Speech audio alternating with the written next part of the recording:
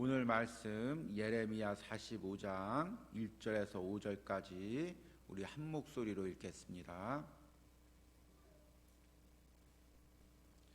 유다의 요시야 왕의 아들 여호야김 넷째 네리야의 아들 바룩이 예레미야가 불러주는 대로 이 모든 말을 책에 기록하니라. 그때 선지자 예레미야가 그에게 말하여 이르되 바룩아, 이스라엘의 하나님 여호와께서 내게 이같이 말씀하셨느니라. 내가 일찍이 말하기를 하로다 여호와께서 나의 고통에 슬픔을 더하셨으니 나의 탄식으로 피곤하여 평안을 찾지 못하도다.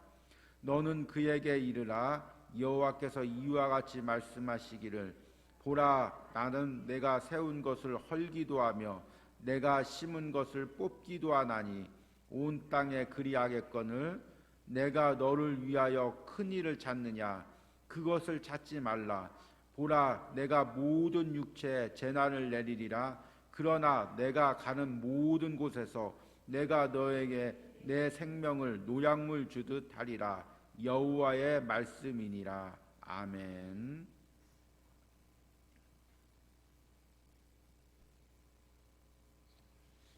우리 이제 9월 달에 이어서 10월 달까지 계속 예레미야 말씀을 묵상하고 있습니다. 특별히 이제 10월 달에는 예레미야가 예언했던 대로 유다와 예루살렘이 멸망하고 그 역사의 소용돌이 속에서 예레미야가 사로잡히기도 하고 풀려나기도 하고 결국에는 이제 애굽까지 끌려오는 그 내용이 나옵니다.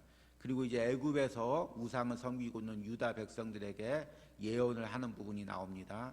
그리고 이제 오늘 45장에서는 그 예레미야를 평생 따랐던 서기관 바룩에 대한 예언이 나옵니다. 그리고 이제 그 이후에서는 열방의 애굽을 포함한 바벨론 여러 나라들에 대한 심판을 예언하고 예레미야 말씀을 이제 마치게 됩니다. 그런데 이제 오늘 말씀은 그렇게 예레미야가 역사에 대해서 또 각 나라에 대해서 그 당시에는 세계 제국들인 여러 나라에 대해서 예언하면서 오늘 특이하게 한 개인에 대해서 예언합니다. 그런데 그 개인이 누구냐면 바로 평생 동안 이 예레미야를 따랐던 바룩이라는 서기관입니다. 바룩에 대해서는 성경에 잘 나와 있지 않고 예레미야가 예언한 것을 글로 남긴 서기관으로만 알려져 있습니다. 그래서 우리가 읽고 있는 이 예레미야서 역시도 예레미야가 입으로 예언했지만 그 글을 쓴 것은 바룩으로 추정됩니다. 그런데 이 바룩이 사실은 유다 명문 가문 출신이었습니다. 그의 할아버지 조부 마아세가 왕의 고관이었고 그의 형제 스라야가 왕궁의 병창감으로 지낼 정도로 그 가문이 다 유다의 왕궁에서 고관 역할을 했습니다. 또 그 역시 아주 학문이 뛰어나고 또 뛰어난 서기관이었고 성경에 보니까 예레미야는 왕궁이나 성전에 함부로 들어가지 못하는데 이 바룩은 자유롭게 왕궁에도 들어가고 고관들의 회의에도 참여하고 성전에도 들어가는 것으로 보아서 왕궁과 성전에 자유롭게 출입할 수 있는 지위가 꽤 높았던 서기관입니다. 반면 성경에 보니까 예레미야는 아나돗 출신 선지자로 기록되어 있습니다. 아나돗은 몰락한 선지자들이 사는 곳입니다. 그리고 천시받는 곳이었습니다. 그리고 예레미야는 평생 예언을 하면서 조롱을 당하고 모욕을 당했습니다. 그러니까 아마 유다 땅에서는 별로 그렇게 학문이 높거나 출신이 좋은 집안 사람은 아니었던 것 같습니다. 그런데 그 바룩이 그 많이 배우고 집안도 좋았던 그 바룩이 그 연약한 선지자인 볼 것 없는 선지자인 예레미야를 평생 따라다니면서 때로는 감옥까지 가서 수발을 들고 예레미야가 시키는 모든 것들을 하고 오늘 말씀해 보니까 애굽까지 내려오게 됩니다. 얼마나 순종했고 얼마나 뛰어난 서기관이었습니까? 그런데 그 바룩이 인간인지라 이제 애굽 땅까지 내려와서 바룩 역시도 이제 영육간에 지치게 되었습니다. 그래서 오늘 말씀 보니까 3절에 바룩이 이렇게 탄식합니다. 내가 일찍이 말하기를 화로다. 여호와께서 나의 고통에 슬픔을 더하셨으니 나는 나의 탄식으로 피곤하여 평안을 찾지 못하는도다. 바룩 역시 인간인지라 평생 예레미야를 쫓았지만 결국에 자신의 사랑하던 고국이 멸망하고 자기는 그 고국에서 끌려와서 애굽에서 포로 비슷하게 생활하고 그 애굽에서도 많은 고난을 당하고 있고 예레미야와 함께 조롱을 당하고 있으니까 인간인지라 야 이거 나 역시도 이런 내가 왜 이런 고난을 당해야 되나? 내가 왜 이런 어려움을 당해야 되나? 이 바룩 역시도 때로는 회의가 들고 지칠 수가 있었을 것입니다. 그런데 오늘 말씀 보니까 하나님께서 그런 바룩을 예레미야의 말씀을 통해서 예언합니다. 첫 번째 하나님이 주시는 위로는 바룩에 대한 위로는 4절 말씀입니다. 같이 한번 읽겠습니다. 너는 그에게 이르라 여호와께서 이와 같이 말씀하시기를 보라 나는 내가 세운 것을 헐기도 하며 내가 심은 것을 뽑기도 하나니 온 땅에 그리하겠거늘. 바룩이 보기에 지금 유다 나라가 멸망하고 또 자신의 처지가 어려운 것을 볼 때 야 정말 내가 하나님을 바로 섬겼는가?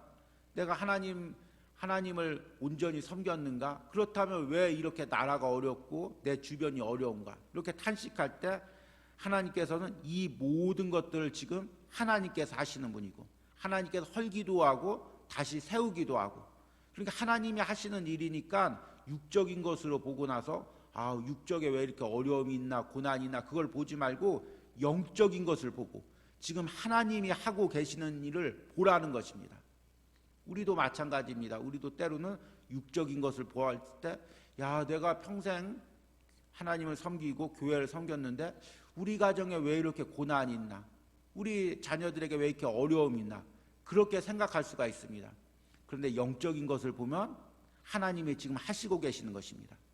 유다 나라가 망한 것 같아도 지금 하나님께서 그걸 헐고 다시 세우고 있는 영적인 과정에 있는 것입니다. 여러분들이 영적인 눈을 들어서 내 인생에 우리 가정에 하시는 하나님의 영적인 일을 보시기 바랍니다. 그럴 때 낙심하지 않을 수가 있습니다. 또 두 번째 하나님이 바룩에 주시는 위로는 무엇이냐면 5절 말씀 같이 한번 읽겠습니다.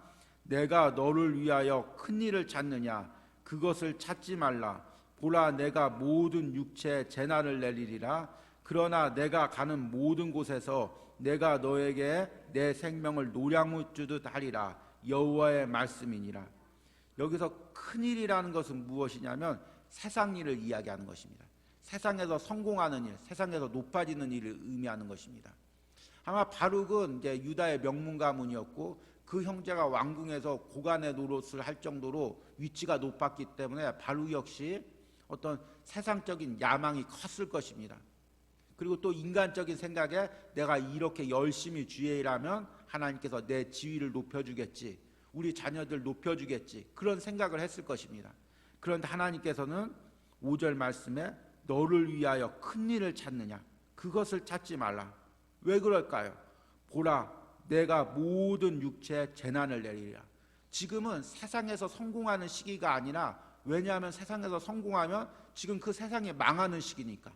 유다 나라에서 유다 왕궁에서 성공하면 유다가 망할 때 같이 망하는 처지가 되니까 지금은 세상에서 큰 일을 찾을 때가 아니라 하나님께서 그 영혼을 구원해 주시는 것, 그 생명을 구원해 주시는 것, 그것을 더 귀하게 여겨야 할 때라고 이야기합니다. 그래서 하나님께서 바룩에게 약속하십니다. 5절 후반절 보니까 그러나 내가 가는 모든 곳에서 내가 너에게 내 생명을 노량무 주듯 하리라. 여호와의 말씀이니라. 하나님께서 바룩이 어딜 가든 애굽으로 끌려가든 바벨론으로 끌려가든 거기서 바룩의 생명을 보호해 주신다고 약속하시는 것입니다. 이것이 바로 오늘 바룩에게 주시는 하나님의 위로의 말씀이고 축복의 말씀입니다. 하나님께서 택한 사람들은 그 모든 어려움 가운데서 하나님께서 지켜주시고 함께하여 주십니다.